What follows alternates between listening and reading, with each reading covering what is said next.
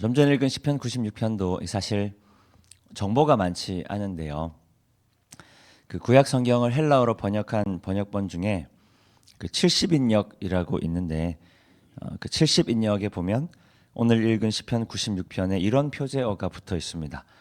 포로 이후 그 집이 지어질 때 다윗의 노래. 이제 학자들은 이 표제어를 시편 이제 이 표제어를 보고 이렇게 해석합니다. 시편 96편은 기본적으로는 다윗의 노래인데 바벨론 포로 귀환할 시기에 재편집되어서 불렸을 것이다라고 추정하는 겁니다. 역대상 16장에 보면요, 실제로 오늘 시편과 거의 흡사한 내용이 나오는데요. 먼저 오늘 본문 1절에서 3절까지 말씀 함께 읽겠습니다. 새 노래로 여호와께 노래하라. 온 땅이여 여호와께 노래할지어다. 여호와께 노래하여 그의 이름을 송축하며 그의 구원을 날마다 전파할지어다. 그의 영광을 백성들 가운데에 그의 기이한 행적을 만민 가운데에 선포할지어다. 그리고 역대상 16장 23절과 24절 말씀 함께 읽겠습니다. 온 땅이여 여호와께 노래하며 그의 구원을 날마다 선포할지어다. 그의 영광을 모든 민족 중에 그의 기이한 행적을 만민 중에 선포할지어다. 그 역대상의 두 절만 제가 함께 읽어봤는데요. 이 뒤이어 나오는 말씀들도 오늘 본문과 거의 같은 내용이 반복됩니다. 그러면 역대상 16장은 어떤 내용이냐면 바로 여호와의 언약궤가 다윗성으로 들어올 때 기쁨을 마지 못해 찬양했던 다윗의 찬양입니다. 여호와의 언약궤는 곧 하나님의 임재를 상징하잖아요. 그러니까 여호와의 언약궤가 성전으로 들어왔다라는 것은 자신의 성읍이 혹은 자기가 다스리는 나라가 하나님의 임재로 충만함을 경험하게 되고 그리고 또 고백하게 되는 겁니다. 다윗이 얼마나 기뻤던지 춤을 추면서 하나님을 찬양하는데요. 다윗의 아내 미갈이 다윗이 춤을 추며 찬양하는 장면을 이렇게 표현합니다. 사무엘하 6장 20절 하반절 말씀 함께 읽습니다. 이스라엘 왕이 오늘 어떻게 영화로우신지 방탕한 자가 염치 없이 자기의 몸을 드러내는 것처럼 오늘 그의 신복의 계집종의 눈앞에서 몸을 드러내셨도다 하니, 마치 다윗의 모습을 비꼬는 것 같은 표현이죠.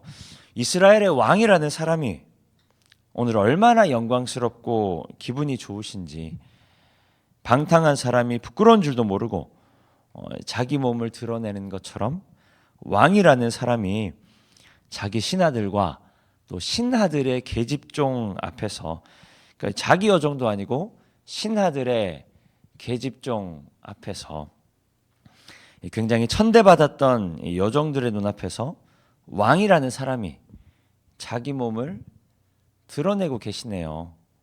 다윗의 아내가 마치 다윗을 나무라는 것 같은 그런 장면입니다. 참고로 흔히들 다윗이 춤을 추다가 바지가 벗겨졌다라는 말씀들을 많이 들으셨을 텐데요. 사실 그건 성경에 있는 내용은 아니고요. 성경에는 몸을 드러냈다라고 이야기하고 있습니다.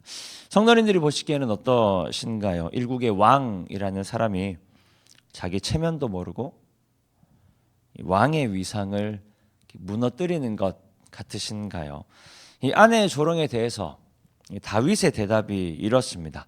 사무엘하 6장 21절 말씀 함께 읽습니다. 다윗이 미갈에게 이르되 이는 여호와 앞에서 한 것이니라. 그가 내 아버지와 그의 온 집을 버리시고 나를 택하사 나를 여호와의 백성 이스라엘의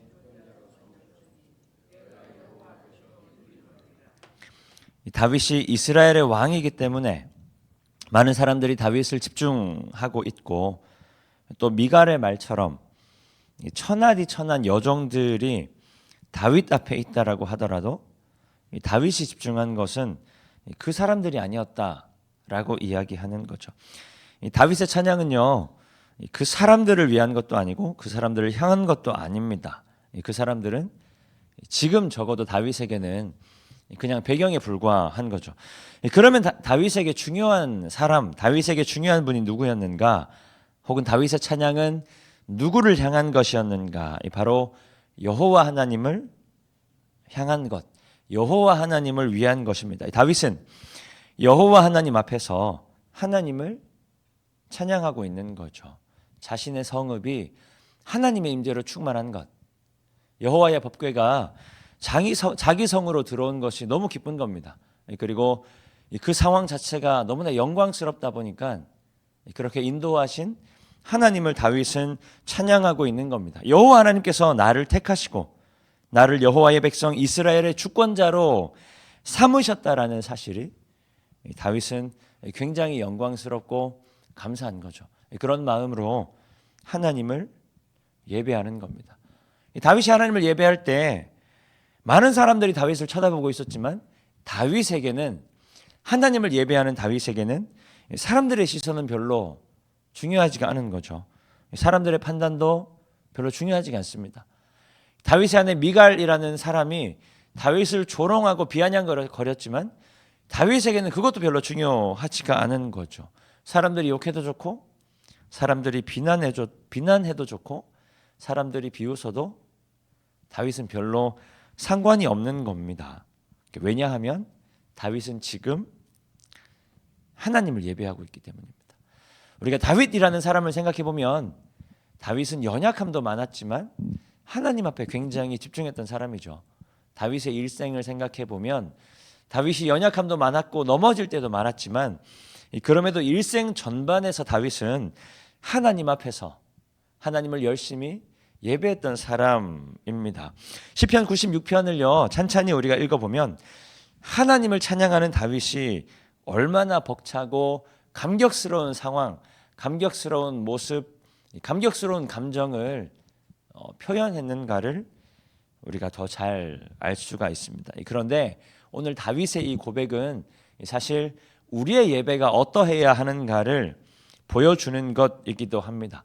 우리가 보통 예배 드리러 올 때를 생각해 보면요, 특히 주일날 보통은 아침에 일어나서 이제 외관을, 저도 이제 아침에 좀 전에 일어나서 머리 감고 드라이하고 옷 입고 이제 나오잖아요.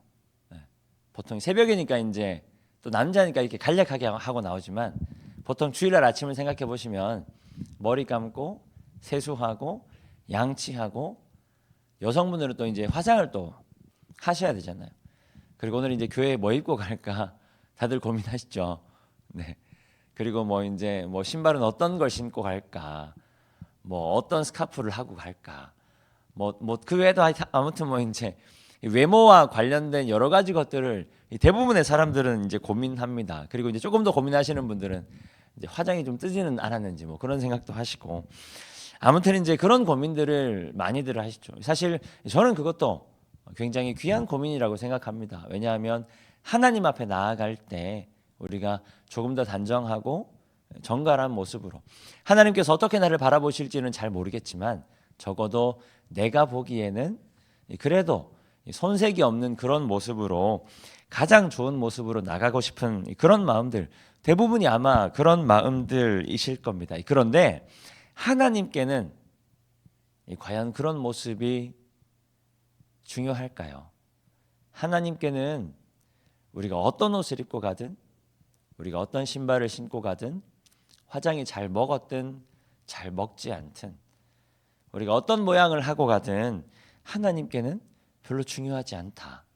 사람은 외모가 중요하지만 하나님은 그 마음 중심을 바라보는 겁니다.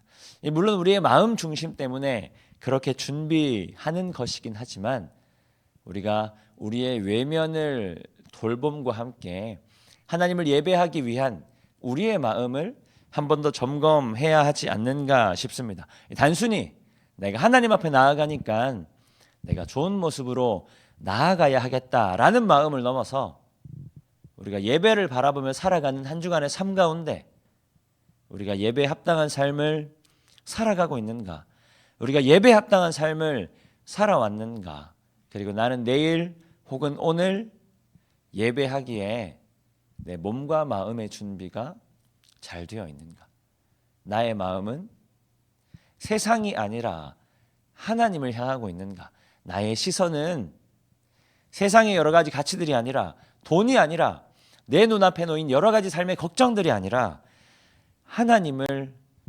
집중하고 있는가?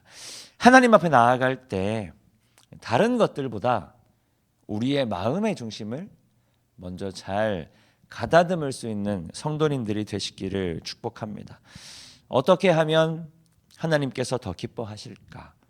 어떻게 하면 하나님께서 더 영광 받으실까를 먼저 고민하는 거죠.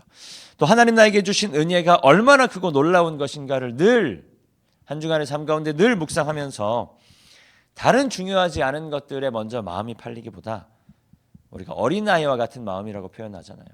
어린아이와 같은 그런 순전한 마음으로 우리 새벽에도 마찬가지고 매 주일 예배 순간 가운데 하나님을 온전한 마음으로 예배하는, 그렇게 모든 영광 하나님께 올려드리는 우리 모든 성도님들 되시기를 축복합니다. 우리 시간 주신 말씀 기억하며 함께 기도하겠습니다.